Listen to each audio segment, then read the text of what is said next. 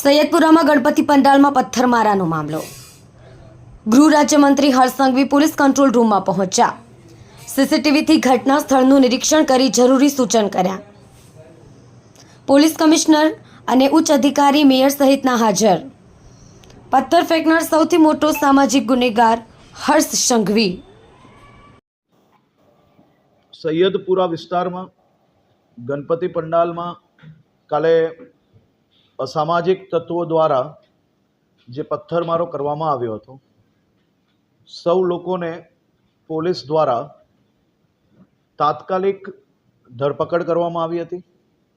આખી રાત દરમિયાન વિસ્તારની અંદર કોમ્બિંગ કરીને જે લોકો દ્વારા પોતાના ઘરોની બાલ્કની, ટેરેસ પરથી અને અલગ અલગ જગ્યા પરથી જે પથ્થરમારો કરવામાં આવ્યો હતો, તે સૌ લોકોને ડ્રોન, સીસીટીવી અને અન્ય વિડીયોના વિઝ્યુઅલ્સના માધ્યમથી ધરપકડ કરવામાં આવી છે.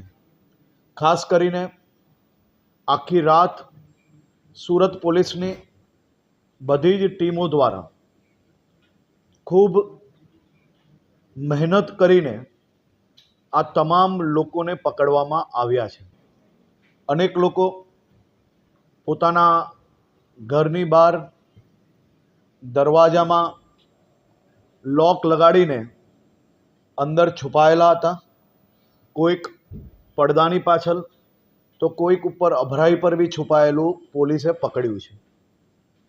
આ બધા જ કિસ્સાને જોતા જોતા સાથે સુરત પોલીસને ખાસ સૂચન કરવામાં આવ્યું છે અને પોલીસ દ્વારા બી આ બાબતની ખૂબ જ ગંભીરતાપૂર્વક ધ્યાન આપવામાં આવ્યું છે કે પથ્થર મારનાર એ કોઈ બી વ્યક્તિ હોય, એ માત્ર કાનૂની ગુનેગાર નથી, પરંતુ સમાજનો બી ખૂબ મોટો ગુનેગાર છે. પરંતુ એની સાથે સાથે પોલીસ કમિશનર શ્રી દ્વારા એમની આખી ટીમને પહેલાં જ ખાસ સૂચના આપવામાં આવી હતી અને આજે ફરી સૂચના આપવામાં આવી કે કોઈ બી વ્યક્તિ ભૂલથી બી એક બી બેગુનાહ વ્યક્તિ આમાં ફસાવો ના જોઈએ. સુરત શહેર પોલીસ ટીમ દ્વારા એ બાબતની બી ગંભીરતાપૂર્વક ધ્યાન રાખવામાં આવ્યું છે.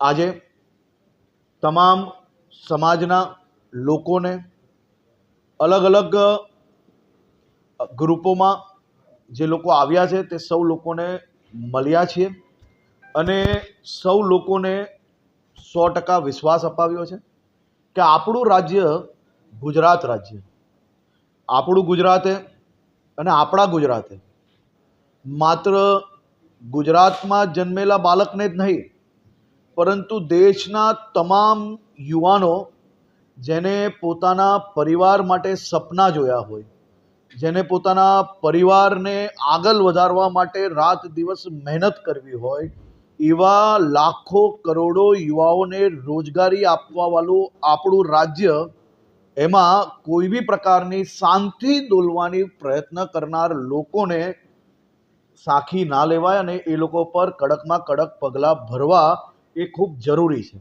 અને એ જ કાર્ય સુરત પોલીસ દ્વારા કરવામાં આવે છે. ગણપતિજીની પૂજા અર્ચના કરવું એ આપણા બધાનો હક છે. આપણા સૌની જીવાદોરી, આપણા સૌનું આસ્થાનું કેન્દ્ર. એ ગણપતિજીની સ્થાપના 10 દિવસ માટે થતી હોય છે, પરંતુ મહિનાઓ પહેલાંથી અલગ અલગ મંડળો ગણપતિજીના આગમન માટે તૈયારીઓ કરતા હોય છે. લોકો પરિવારજનો જોડે જ્યારે ગણપતિજીના વિસર્જન થાય ને, તો આંખોમાંથી આંસુ હોતા હોય છે. એવા સૌ ગણપતિ ભક્તો જે માત્ર ગણપતિજીની જે સ્થાપના કરે છે, એ માત્ર પૂજા અર્ચના માટે નથી થતી. પૂજા અર્ચના જોડે એના જીવનની સૌથી મોટી આસ્થાનું કેન્દ્ર છે. અને આસ્થાના કેન્દ્ર જોડે જોડે એક વિષય પર જો ડિટેલ્ડ રિસર્ચ થાય તો એનો અંદાજો સૌ લોકોને આવશે.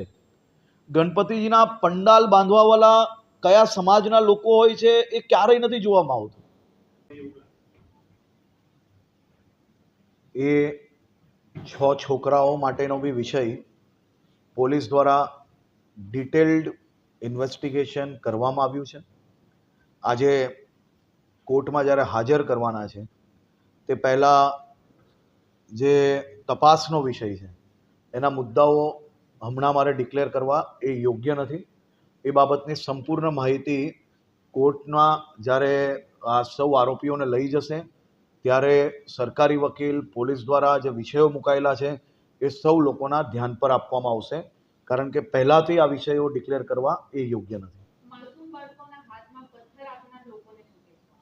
મેં બહુ ક્લિયર કહ્યું છે કે કોઈ બી પથ્થર ફેંકનાર વ્યક્તિ એ માત્ર કાયદાકીય ગુનેગાર નથી, એ સૌથી મોટો સામાજિક ગુનેગાર છે. કોઈ બી સમાજના હોય, આની અંદર કોઈ બી પ્રકારની લાગણી, કોઈ બી પ્રકારનો દયા એ હોઈ જ ના શકે. પથ્થર